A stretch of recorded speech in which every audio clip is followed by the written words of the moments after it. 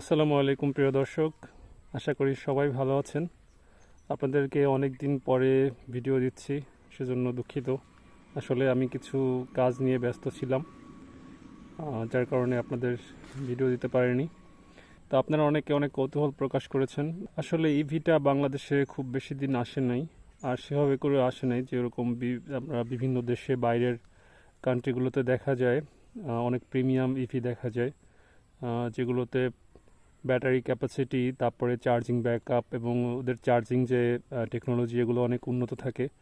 কিন্তু বাংলাদেশে সেরকম কোনো প্রিমিয়াম ইভি এখনও পর্যন্ত সেভাবে দেখা যাচ্ছে না। তবে রিসেন্টলি কিছু ইভি আসছে, বলতে পারি যে একটা ভালো একটা সময় এ পর্যন্ত এখন পর্যন্ত বেশ ভালো একটা সময় যাচ্ছে ইভির।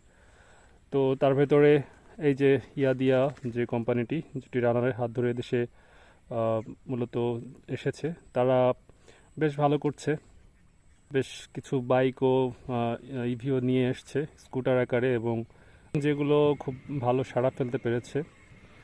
আর এখন যে কয়েকটা বাইক চলে এসছে, তার ভেতরে একটা দেখলাম সেদিন হচ্ছে ইয়াদিয়া, কি বলো ওটাকে, ইয়াদিয়া ভিলেক্স যেটা, ভিলেক্সটার বেশ ব্যাটারি ক্যাপাসিটি এটার থেকে T5 থেকে বেশ উন্নত করেছে। 120 যাবে সম্ভবত, আমি যতটুকু জেনেছি। তারপরে হচ্ছে মানে 120 কিলোমিটার হচ্ছে এটার রেঞ্জ, প্লাস হচ্ছে 20 মিনিটসে হচ্ছে এটার 80% ব্যাটারি রিচার্জ করা যাবে। অবশ্যই চার্জারটা একটু এক্সট্রা কস্ট দিয়ে কিনতে হয়, ফাস্ট চার্জিং যেটা। আর এমনিতে রেগুলার চার্জার দিয়েও চার্জ করা যাবে। তো আসলে আমার ভিডিওতে আমি আমার ইয়াদিয়া T5 নিয়ে আজকে আলোচনা করব। বেশ কিছু তথ্য আপনারা জানতে চেয়েছেন কমেন্টে। তার ভিতরে এটা আমি কত টাকা দিয়ে কিনেছিলাম, এখন ব্যাকআপ কত পাচ্ছি, ব্যাটারির বিস্তারিত তথ্য, তারপরে এটা হচ্ছে প্লাস্টিক ম্যাটেরিয়ালটা কীরকম, এটা কি ABS প্লাস্টিক কিনা। তো এই বিষয়ে আজকে জানাবো, এবং এখন কত মাইলেজ পাচ্ছি, কীরকম ব্যাকআপ দিচ্ছে এটা। তো সর্বপ্রথম আমি হচ্ছে এটার ব্যাকআপটা দিয়ে শুরু করি, যেহেতু এটা 2 বছর প্লাস হয়ে গেছে। গত 2023 সালের আগস্টে এটি নিয়েছিলাম। তো এখন হচ্ছে সেপ্টেম্বর মাস চলছে, তো এই অবস্থায় এটার 2 বছর 2 ইয়ার্স প্লাস হয়ে গেছে। তো এই অবস্থাতে এটিতে আমি ব্যাকআপ পাচ্ছি হচ্ছে, যদি আমি জেন্টালি রাইড করি তাহলে 90 প্লাস যাচ্ছে, আর যদি আমি একটু রাফ চালাই সেক্ষেত্রে 5 কিলোমিটার্স হচ্ছে ওর থেকে কমে আসছে মাইলেজটা। তো এইটা একটা বিষয়। আর হচ্ছে মানে এটা রাইডের উপরে ডিপেন্ড করে, আপনি কি ধরনের রাইডার বা এটার উপরে কতটা প্রেশার দিচ্ছেন। খুব বেশি এক্সিলেটর খুব বেশিটা ধরলে প্রেশারটা অনেক বেশি পড়বে এবং চার্জটা অনেক দ্রুত কনজিউম করে ফেলবে, এটাই স্বাভাবিক। এই গাড়িতে তো আপনারা জানেন অনেকে যে 3টা গিয়ার আছে, বা অনেকে না জানতে পারেন কেউ কেউ। তো 3টা গিয়ার ফেজ আর কি। তো আপনি 3টা পাওয়ার বাটন আপনি 3টা মোডে চালাতে পারছেন। 1 নম্বর মোডে যখন চালাবেন তখন গাড়িটা সব থেকে স্লো চলবে।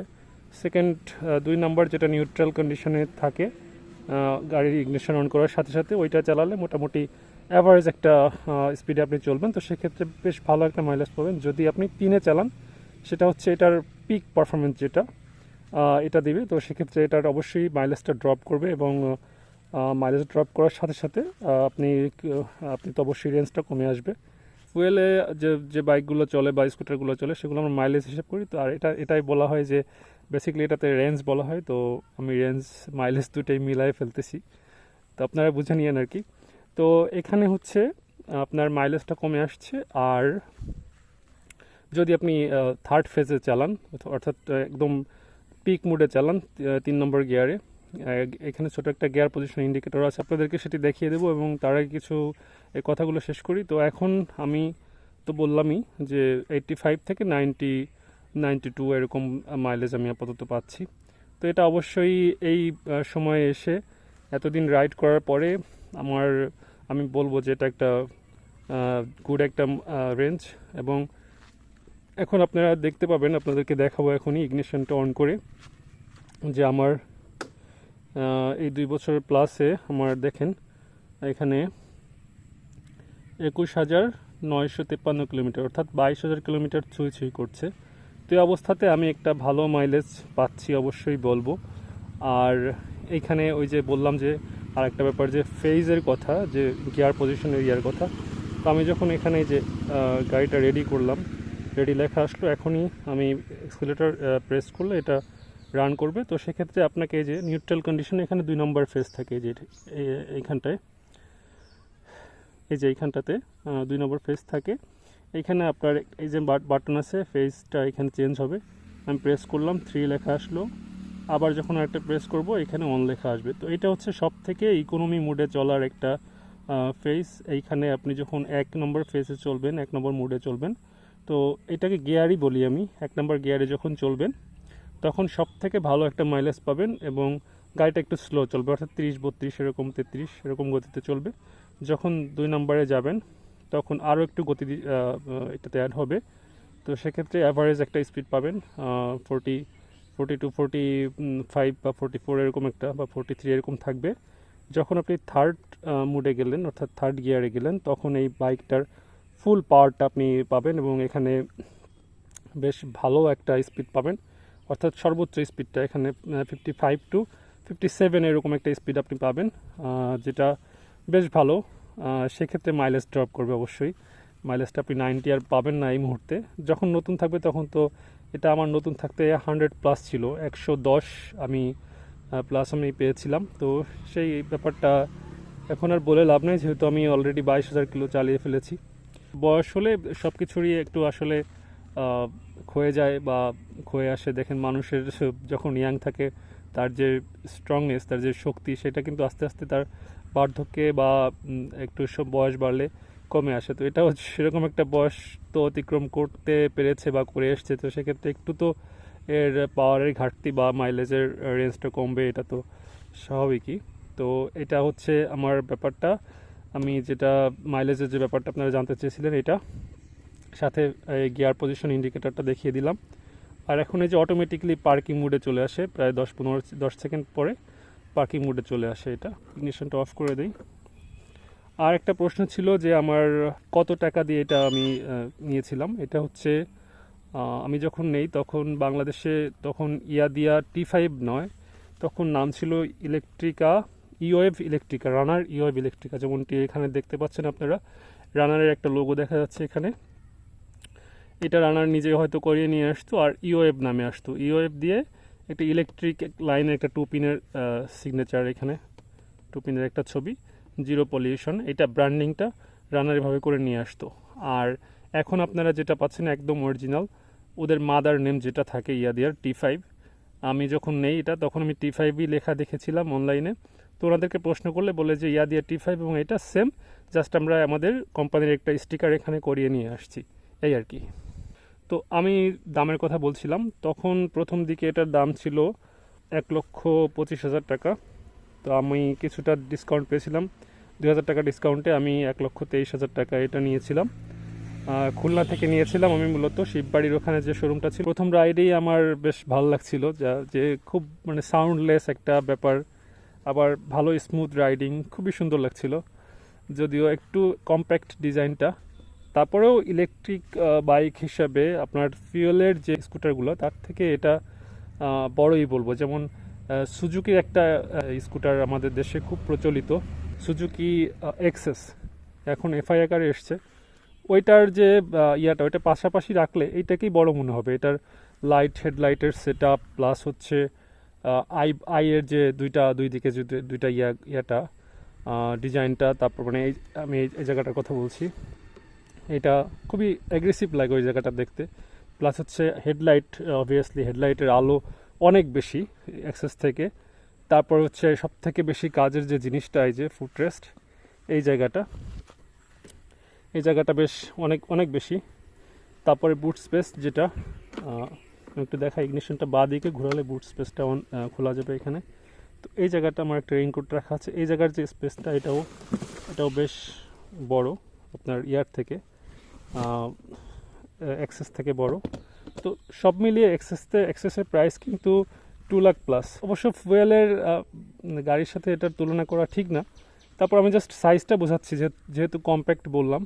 তো কম্প্যাক্ট আমার কাছে পার্সোনালি মনে হলেও আপনি যখন ফুয়েলের যে স্কুটারগুলো আছে ওটার সাথে যখন কম্পেয়ার করবেন সাইজের দিকটা, তো তখন আপনাকে এটা কম্প্যাক্টার মনে হবে না, তখন মনে হবে যে না ঠিকঠাক একদম ঠিক আছে।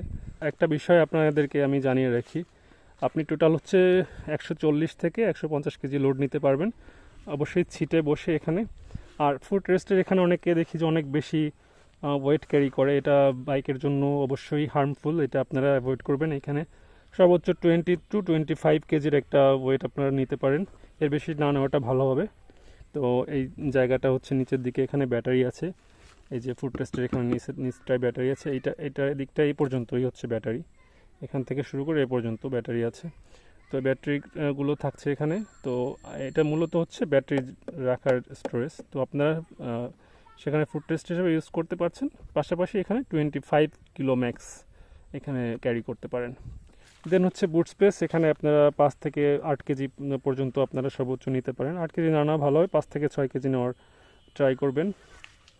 এই হচ্ছে ব্যাপার। আর আমি রিসেন্টলি হচ্ছে আমার বাইকটা সার্ভিসিং করেছি গতকালকেই মাত্র। তো সার্ভিসিংয়ের ব্যাপারটা খুব বেশি কিছু করে না, খুব বেশি কিছু করা লাগেও না। এটার টেকনিক্যাল যে পার্টটা, এটা খুব বেশি বৃহৎ কিছু না। এটা আছে ব্যাটারি, প্লাস হচ্ছে ব্যাটারির পাশে আছে কন্ট্রোলার, আরেকটা হচ্ছে মোটর, এই যে পেছনের চাকায় এটা হচ্ছে মোটর, টিটিএফআর মোটর, টিটিএফআর লেখা আছে এখানে, এদিয়ার লোগো দেওয়া আছে এই জায়গাটাতে। এই তিনটা জিনিসই মেজর এখানে, আর বাদ বাকি টেকনিক্যাল কোনো ব্যাপার স্যাপারের ভিতরে নেই। তো সেই দিক দিয়ে বলবো যে এখানে সার্ভিসিং খুব একটা করা লাগেনি আমার, কখনোই সেরকম কোনো মেজর সার্ভিসিং করা লাগেনি, এইবারও সেরকমই। তবে এবার সার্ভিসিং করতে গিয়ে খুবই মারাত্মক একটা বিষয় আমার নজরে এসেছে, যেটি আমি যে বাইকটা যেখানে চার্জ দেই ওইখানটায় হচ্ছে একটা মানে আলাদা একটা ঘর, আমার ঘরের কাজ চলছে, তো সেক্ষেত্রে আলাদা বাইরে একটা ঘরে চার্জ দিতে হয়। তো ওখানে ইঁদুর আছে, তো আমি আসলে জানতাম না যে ইঁদুর এখানে ঢুকতে পারবে। তো আজকে এবার যখন সার্ভিসিংয়ে গেলাম, এইখানের এই পার্টটা ফুট রেস্টের এই জায়গাটা যখন খুললো, তখন হচ্ছে এটার দেখলাম যে তারগুলো ওনারা দেখালো, যে সার্ভিসম্যান দেখালো যে তারগুলো হচ্ছে ইঁদুরে খেয়ে ফেলছে একটা পাশ। তো খুবই বিপজ্জনক এই জিনিসটা। চলেন আপনাদেরকেও দেখিয়ে নিয়ে আসি, আমি এটা ভিডিও ফুটেজ রেখে দিয়েছি।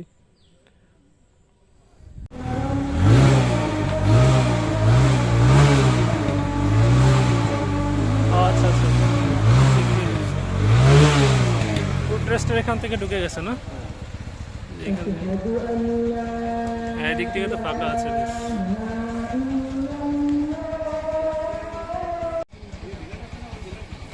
ইঁদুরে খেয়ে ফেলছে তার।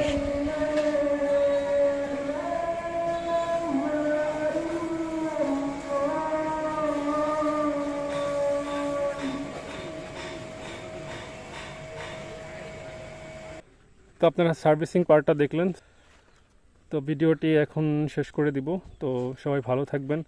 আর একটা কথা, আমার নতুন চ্যানেল, আপনারা আগ্রহ দেখাচ্ছেন, ইলেকট্রিক বাইক সম্বন্ধে আপনাদের আগ্রহ আছে, যার কারণে ভিডিওগুলো অনেক ব্যস্ততার মাঝে করি। তো আপনারা সবাই সাপোর্ট করবেন, অবশ্যই নতুন ভাইয়েরা চ্যানেলটা সাবস্ক্রাইব করবেন এবং পাশে থাকবেন। সবাইকে অসংখ্য ধন্যবাদ জানিয়ে আজকের ভিডিও শেষ করছি। আসসালামু আলাইকুম।